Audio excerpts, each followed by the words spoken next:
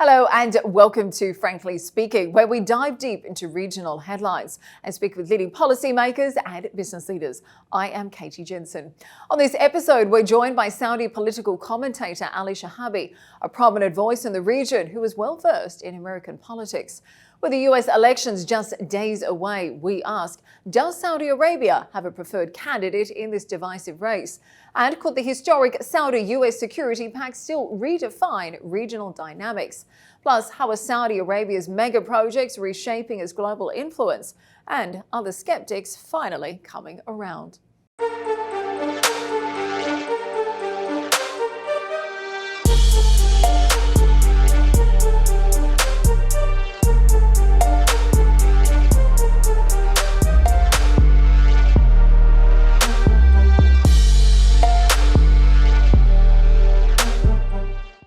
Mr. Shihabi, thank you very much for joining us today on Frankly Speaking.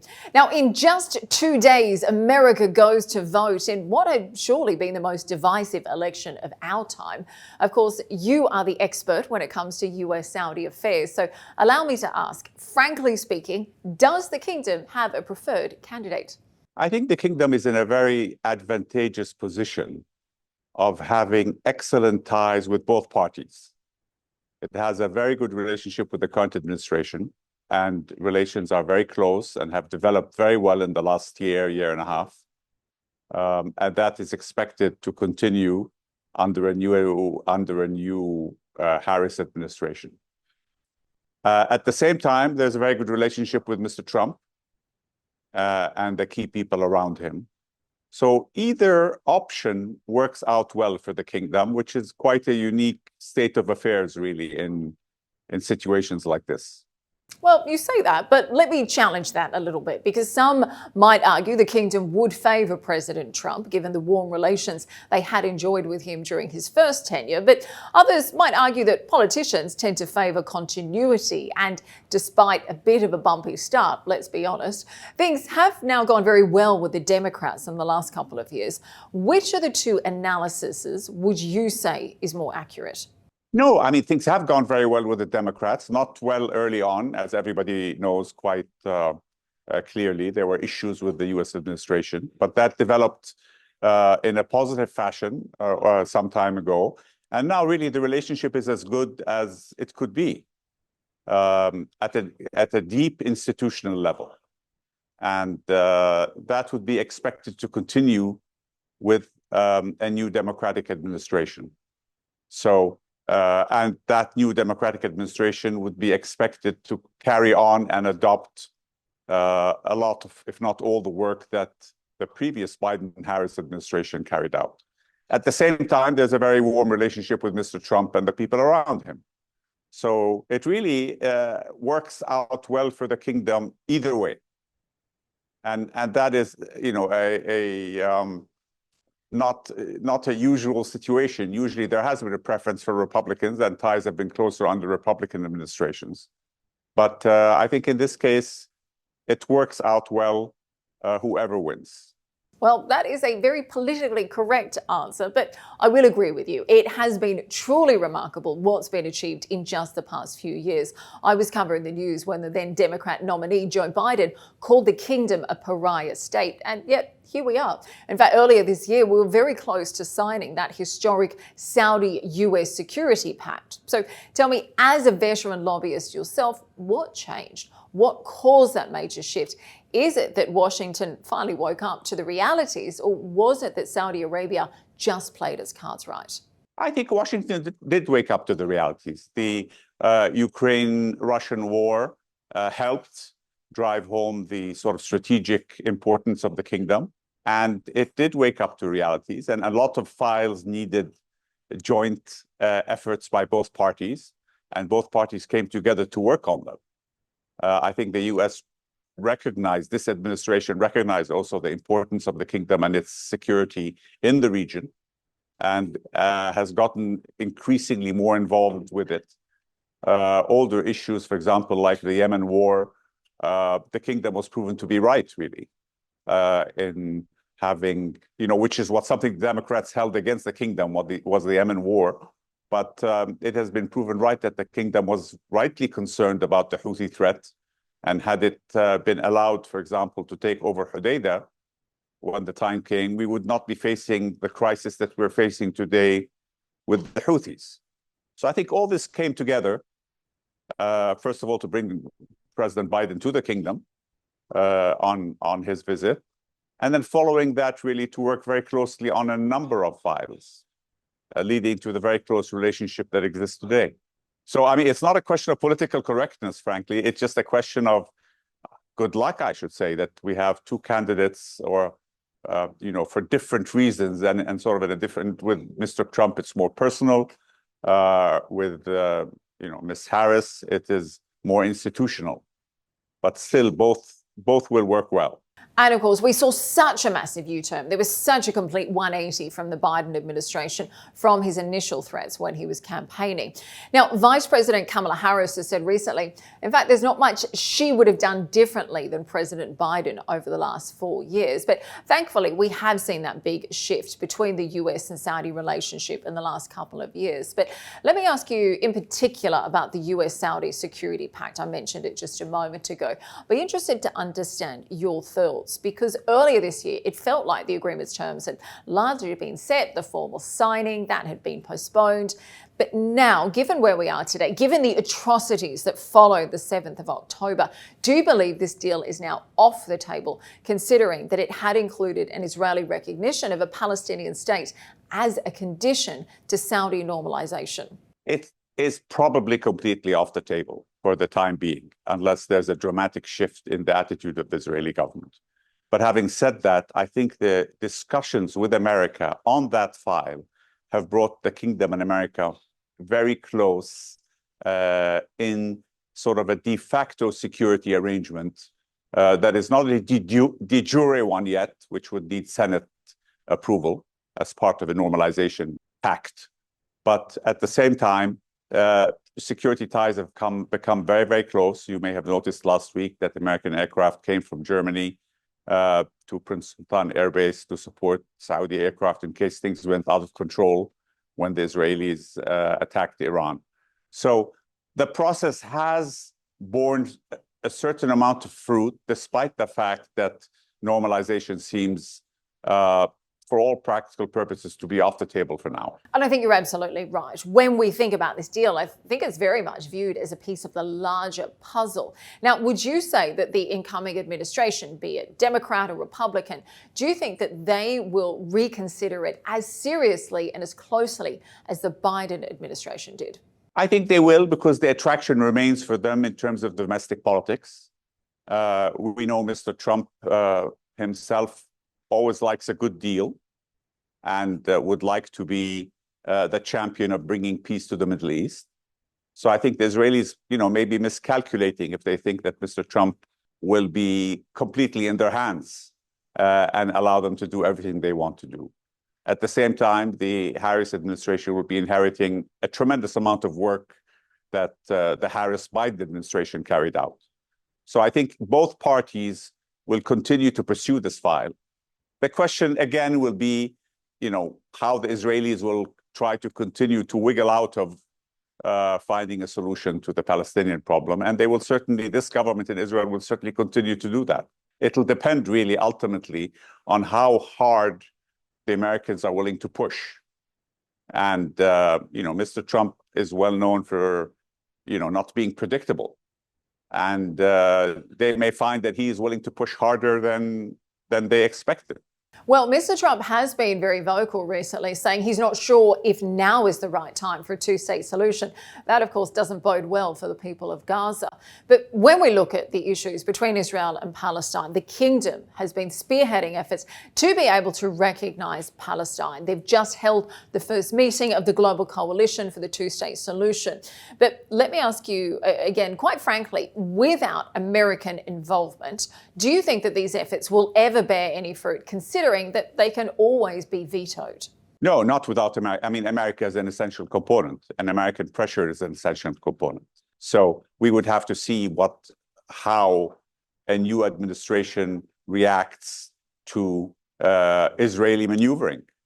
And, the Israelis unfortunately seem to be working towards ethnically cleansing Gaza and even the West Bank of Palestinians. So, a lot will depend on how strong and decisive an American administration is. Unfortunately, the Biden administration was not very strong or decisive with Israel. And being an election year did not help, because any administration is weakened during an election year. But, again, there may be surprises. I mean, Mr. Trump may surprise the Israelis. He will be a one-term president, and he will have a huge personal incentive to bring peace to the Middle East. And the Harris administration will also have that incentive. So, time will tell, although things do not look optimistic, undoubtedly. Yes, and I think the question is whether America is pushing enough. Now, there was a recent roundtable in Moscow. There were a number of global editors. That was something that Arab News took part in as well. And at the roundtable, President Putin hinted that the US really should be taking the blame for the deteriorating situation in the ongoing Israeli-Palestinian conflict. In fact, he actually said things were better when the Quartet, which included Russia, was in place. And frankly, that things went downhill when the US decided to monopolize the process. Would you agree with that? Not necessary, because whether the Quartet or not, it is US pressure and only US pressure that works on Israel. So whether it's part of a quartet or whether it's not part of a quartet, it boils down to, the backbone that an American president has in standing up to the Israelis. And, if you go back in history, you see it with President Eisenhower in 1956, how he made the Israelis withdraw from Sinai and the Gaza Strip. So American presidents can do that, but it is very rare. George H.W. Bush did that also with loan guarantees to Israel in the late 1980s, early 1990s, and brought them to Madrid. So it has happened before, but it is a very rare occurrence, unfortunately. Now, a lot of the US polls say it will be the domestic issues that decide the outcome on November 5, the price of food, housing, petrol prices, medical bills, rather than foreign policy. But when we do look at the global picture, what has been interesting to watch is that we've seen China play the rather unlikely role of mediating between Saudi Arabia and Iran last year. Now, in the same roundtable I mentioned just a moment ago, President Putin said that Moscow had backed channels between Iran and Israel, and that a middle ground could be achieved. Do you think that Russia has enough leverage to deliver a miracle that the region so desperately needs?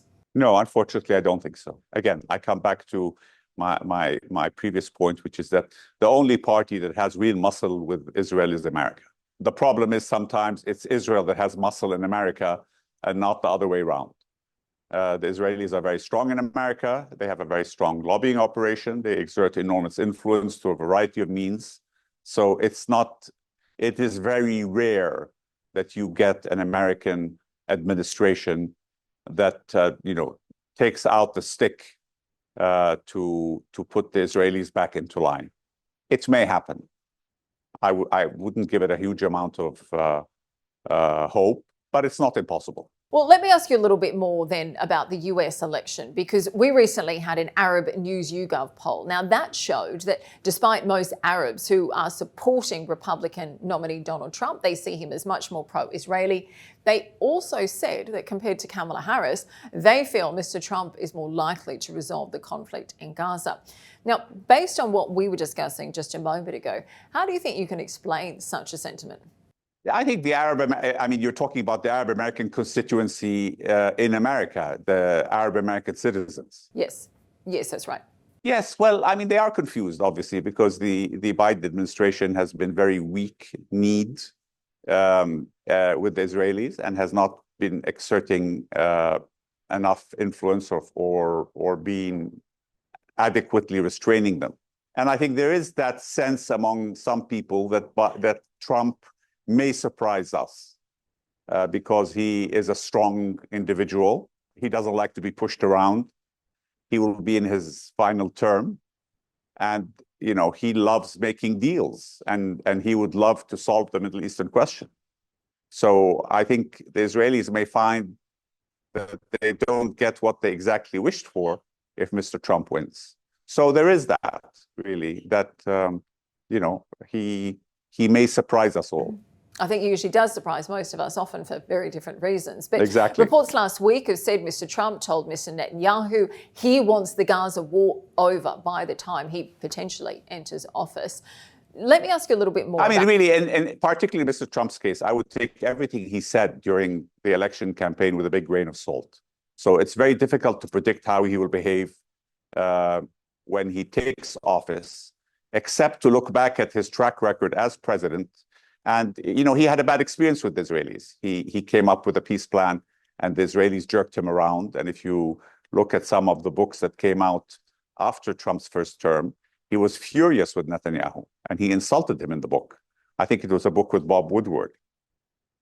So Trump has been around the block with Mr. Netanyahu and knows how the Israelis try to manipulate American administrations.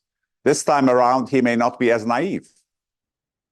And so again, you know, he may surprise us. Let me ask you a little bit more about the Arab News YouGov poll, though. We've been talking about the Arab Americans who are based in the US. Now, what I found interesting is that they actually gave Mr. Trump a razor-thin majority of 2% in terms of the candidate that they are most likely to vote for. Now, they also ranked Gaza as their top priority, and a staggering 9 out of 10 respondents said they are going to vote.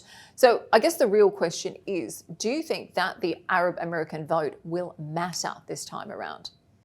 Well, I mean, it's not very likely that it would matter. It may only matter in Michigan if Michigan becomes the key swing state and the margins are razor thin. It'll be very nice if the Arab American vote ends up making an impact either way, because that will show that the Arab Americans are beginning to develop some political muscle.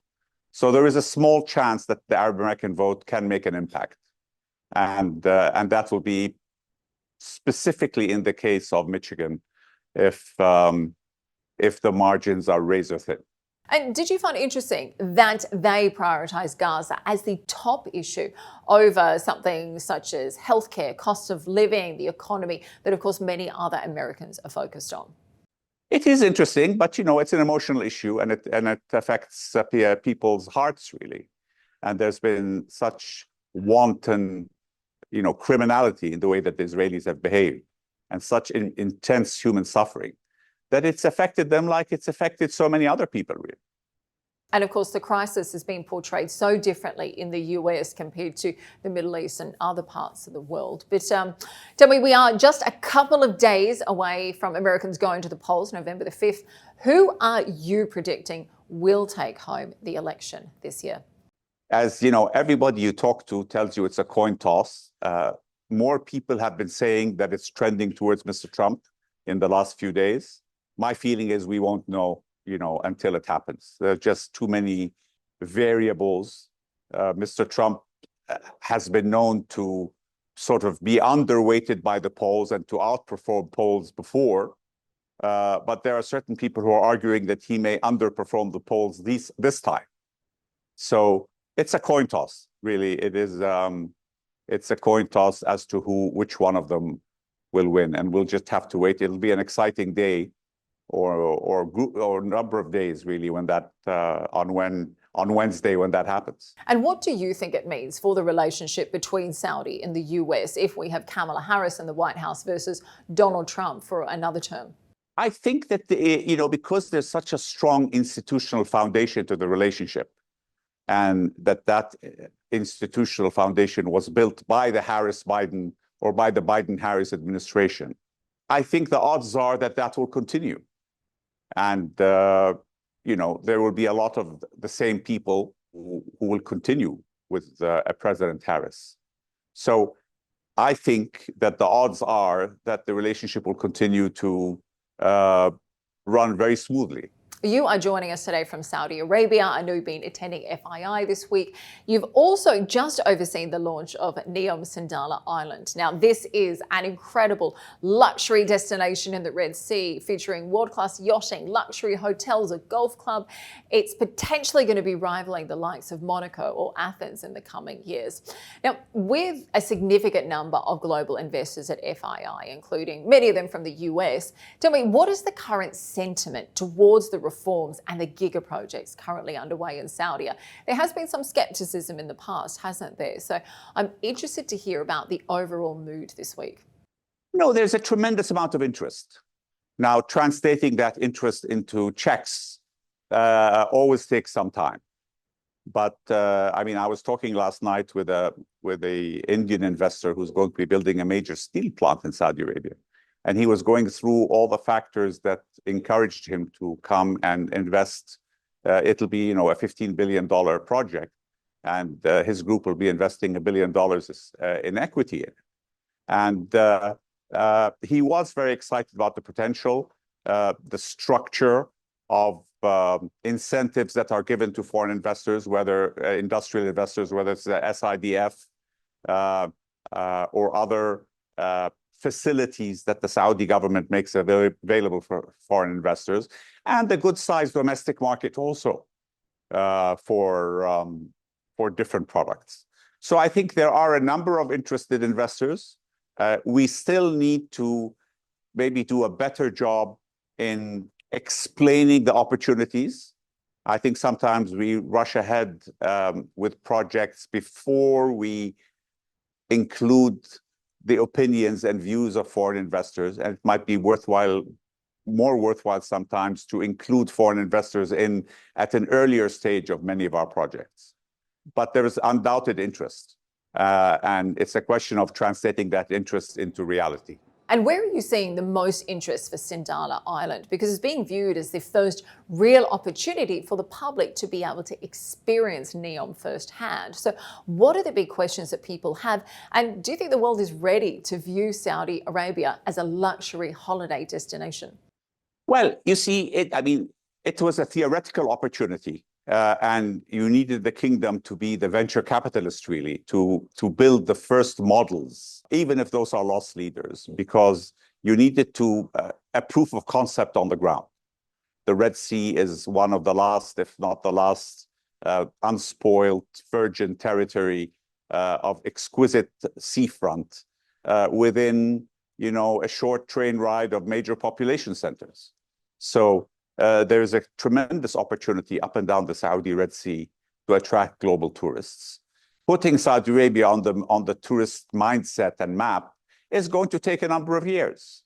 A lot has been done. There's a lot of promotion, and the sort of the launch of Sindala was very, very important because you needed a proof of concept on the ground to show what can be done, and for people to come and see it and feel it and enjoy it and experience it. And so that was a very successful launch, really. Now, it will take time for tourists to get used to the concept of coming to the kingdom as a touristic destination. But I think that the foundational stones are being put in place successfully. Well, let's talk about another major project underway in NEOM, particularly since you are on the board of NEOM. How is the progress on the line coming along? Because initially it was very much envisioned to be able to house around 1.5 million people by 2030. Recent reports, though, suggest more of a phased approach, potential budget adjustments for some of the projects. Tell us, what is the current reality today? The reality is that it was designed to be built in modules from the beginning. So the whole concept never was to build a 170-kilometer city in one blow. The whole idea was that you build modules. You build the first module, which effectively will be the experimental module.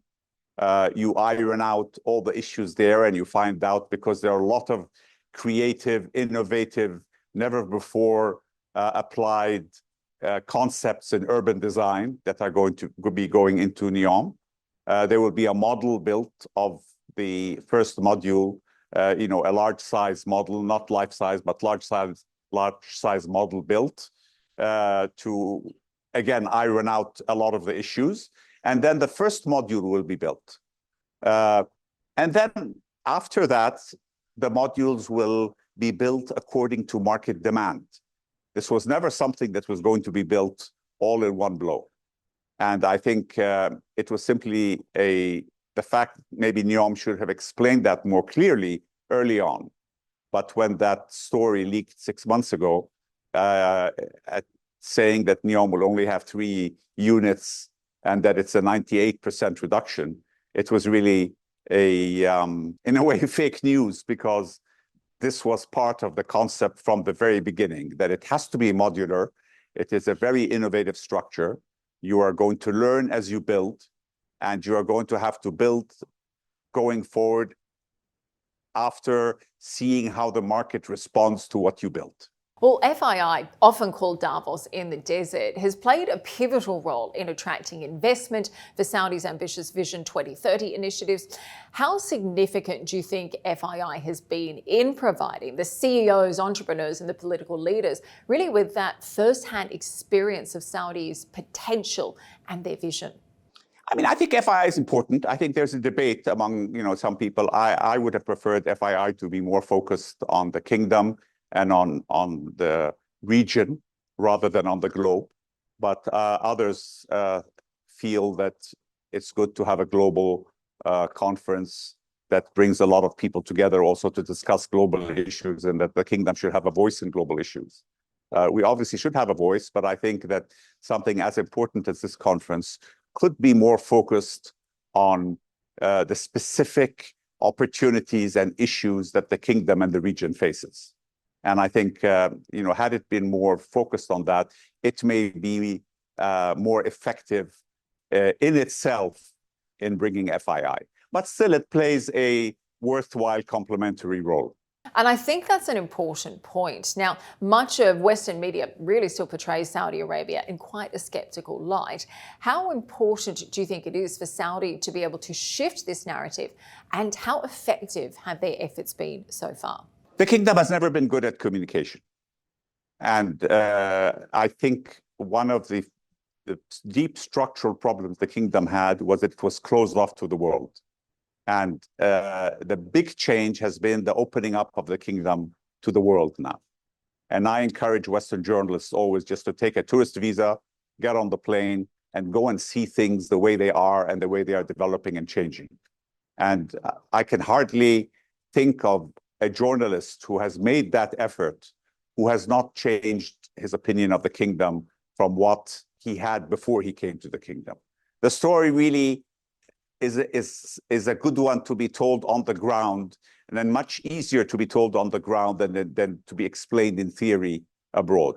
And there are a lot of skeptics, there are a lot of cynics. There's a certain amount, I guess you can say, in the world of I don't want to exaggerate and use the word racism, but sort of prejudice towards Arabs and Muslims, which carries over to the kingdom, prejudice against oil wealth, and a lot of historical baggage that the kingdom has carried, which continues to affect its image.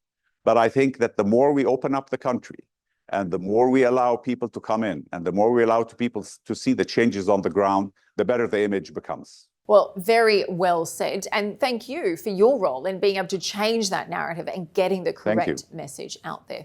Mr. Shihabi, thank you for joining us on Frankly Speaking today. We appreciate your time, and we will be checking out those predictions when the US goes to the polls in just a couple of days' time. Thank you. It's been my pleasure, and thank you for inviting me.